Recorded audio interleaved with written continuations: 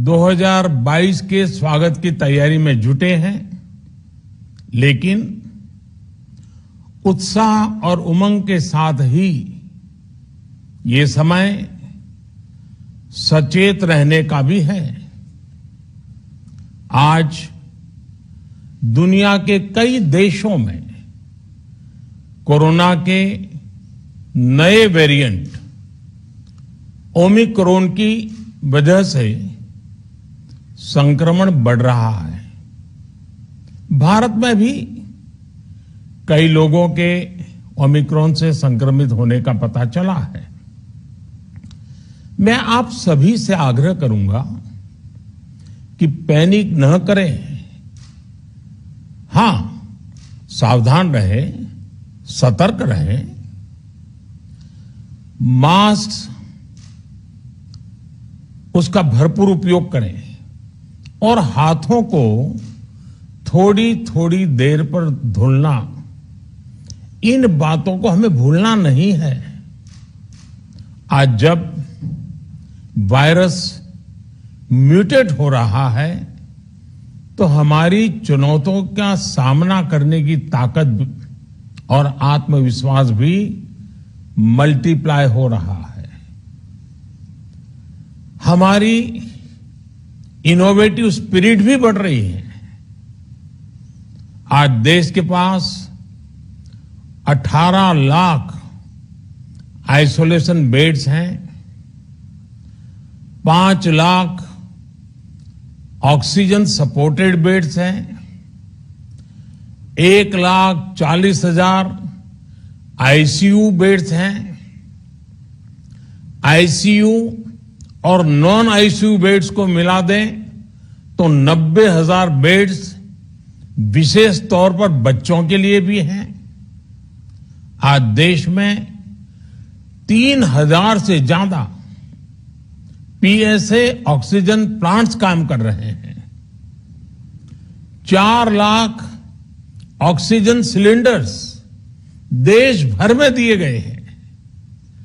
राज्यों को जरूरी दवाओं की बफर डोज तैयार करने में सहायता की जा रही है।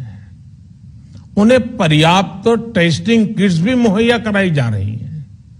साथियों, कोरोना वैश्विक महामारी से लड़ाई का अब तक का अनुभव यही बताता है कि व्यक्तिगत स्तर पर सभी दिशा निर्देशों का पालन कोरोना से मुकाबले का बहुत बड़ा हथियार है। और दूसरा हथियार है वैक्सीनेशन।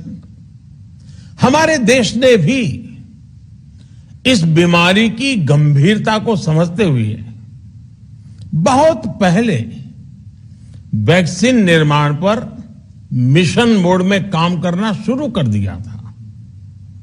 वैक्सीन पर रिसर्च के साथ साथ ही approval processes, supply chain, distribution, training, IT support system, certification पर भी हमने निरंतर काम किया।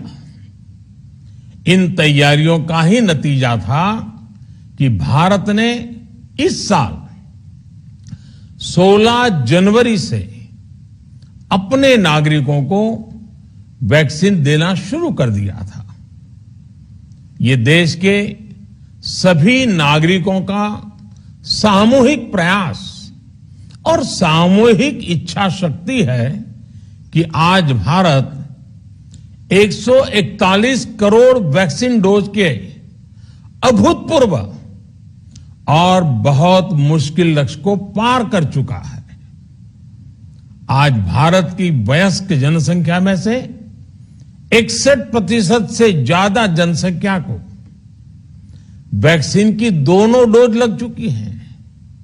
इसी तरह वयस्क जनसंख्या में से लगभग 90% लोगों को वैक्सीन की एक डोज लगाई जा चुकी है। आज हर भारतवासी इस बात पर गर्व करेगा कि हमने दुनिया का सबसे बड़ा, सबसे विस्तारित और कठिन भौगोलिक स्थितियों के बीच इतना सुरक्षित वैक्सीनेशन अभियान चलाया।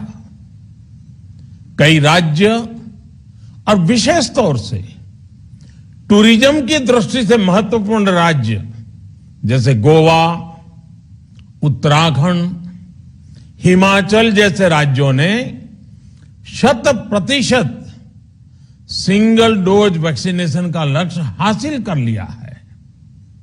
आज देश के दूर सुदूर गांवों में जब 100% वैक्सीनेशन की खबरें आती हैं तो मन को संतोष होता है। यह प्रमाण है हमारे हेल्थ सिस्टम की मजबूती का, हमारी टीम डिलीवरी का, हमारे हेल्थ केयर वर्कर्स के डेडिकेशन और कमिटमेंट का, और देश के सामान्य मानवी के अनुशासन और विज्ञान में उनके विश्वास का। हमारे देश में जल्दी ही नेजल वैक्सीन और दुनिया की पहली डीएनए वैक्सीन भी शुरू होगी। साथियों, कोरोना के खिलाफ भारत की लड़ाई शुरू से ही वैज्ञानिक सिद्धांतों, वैज्ञानिक परामर्श और वैज्ञानिक पद्धति पर आधारित रही है। पिछले 11 महीने से देश में वैक्सीनेशन अभियान चल रहा है। देशवासी इसके लाभ भी महसूस कर रहे हैं। उनकी रोजमर्रा की जिंदगी सामान्य हो रही है। आर्थिक गतिविधियां भी दुनिया के कई देशों की तुलना में उत्साहजनक रही हैं। लेकिन साथियों, हम सभी जानते हैं कि कोरोना अभी गया नहीं है। ऐसे में सतर्कता बहुत जरूरी है। देश को सुरक्षित रखने के लिए, देशवासियों को सुरक्षित रखने के लिए हमने निरंतर काम किया है। जब वैक्सीनेशन शुरू हुआ तो उसमें भी वैज्ञानिक सुझावों के आधार पर ही ये तय किया गया कि पहली डोज किसे देना शुरू किया जाए, पहली और दूसरी डोज में कितना अंतराल हो, स्वस्थ लोगों को कब वैक्सीन लगे, जिन्हें कोरोना हो चुका है उन्हें कब वैक्सीन लगे, और जो कोमॉर्बिडिटी से ग्रस्त हैं उन्हें कब वैक्सीन लगे। ऐसे निर्णय लगातार किए गए और ये परिस्थितियों को संभालने में काफी मददगार भी साबित हुए हैं। भारत ने अपनी स्थिति परिस्थिति के अनुसार भारत के वैज्ञानिकों के सुझाव पर ही अपने निर्णय लिए हैं। वर्तमान में ओमिक्रॉन की चर्चा जोरों पर चल रही है। विश्व में इसके अनुभव भी अलग अलग है, अनुमान भी अलग अलग है।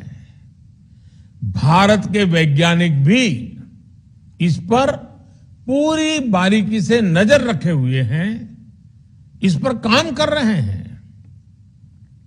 हमारे वैक्सीनेशन को आज जब 11 महीने पूरे हो चुके हैं तो सारी चीजों का वैज्ञानिकों ने जो अध्ययन किया है और विश्व भर के अनुभवों को देखते हुए आज कुछ निर्णय लिए गए हैं।